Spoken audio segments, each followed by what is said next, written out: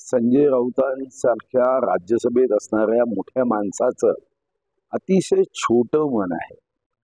ये अंदर की बात है, संजय राऊत महायुती के साथ है असं वातावरण असं वाटावं असं ते स्वतः निर्माण करतात।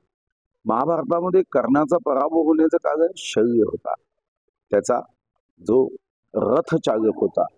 मला वाटतं की उद्धव बाळासाहेब ठाकरे यांच्या शिवसेनेला संपवण्याचा विळात उचललाय।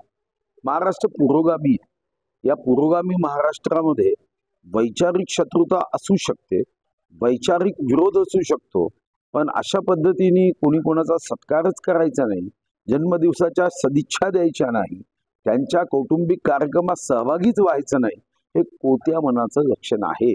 आणि माननीय संजय राऊत साहेब धीरे धीरे महाविकास आघाडी संपावी यासाठी ज्या अंतःकरणापासून ते अशा वक्तव्यांनी प्रयत्न करताय, त्यांना माझ्या मनापासून सदिच्छा आहे, शुभकामना आहे। ईश्वर महाविकास आघाडी संपवण्याचा त्यांच्या संकल्पाला शक्ती देव। या भेटीमुळे राजकीय वर्तुळात चर्चा सुरू झाली। शिंदे नाराज आहे, आता ती शरद पवारांना भेटत आहे, सिम्पटम्स काय? मी तुम्हाला एक गोष्ट सांगू का, बातमीसाठी कोणी कोणाला भेटल्यावर राजकारणच होतं हे काही योग्य नाही। मला आठवतं की माननीय शरद पवार साहेबांची 75वी साजरी झाली तेव्हा सारे राजकीय पक्षाचे नेते त्यांच्यासोबत होते। कोणाच्या भेटीने दोन पक्ष एकत्र येतील एका सेकंदात, इतकी अजून तरी राजकारणाचा ऱ्हास झालेला नाही आहे।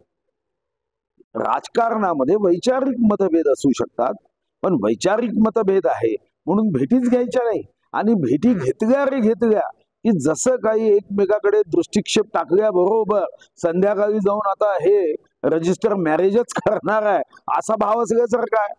भेट होतात, एकमेकाशी बोलायचं असतं, अनेक जण एकमेकाशी बोलतात। परवा देवेंद्रजी राज ठाकरे साहेबांची भेट घेतली, पुन्हा तेच सुरू झालं। मला वाटतं की हे गैर आहे, आपापल्या विचारधारेवर पक्के असतात। आणि एक गोष्ट मी राजकीय क्षेत्रात एवढ्या वर्षापासून काम करतो, ती लक्षात ठेवा की कोणतीही मैत्री व्हायची असेल ना, ती अशी उघडपणे भेट करून होत नाही, ती गुप्तपणेच होते आणि ते तुम्हाला माहीतच होत नाही। तेव्हा तुम्ही बातम्या दाखवतच नाही आणि नंतर तुम्हाला लक्षात होत येतं की 20 जूनला एकनाथ शिंदे साहेब 2022ला निघून गेले, तोपर्यंत तुमच्या लक्षात कदापि येणार नाही। जे करायचं असतं ना ते अशा पद्धतीने होतं, असं उघडपणे भेटी घेऊन पुरस्कार देऊन एकमेकाच्या सोबत कोणी येत नाही।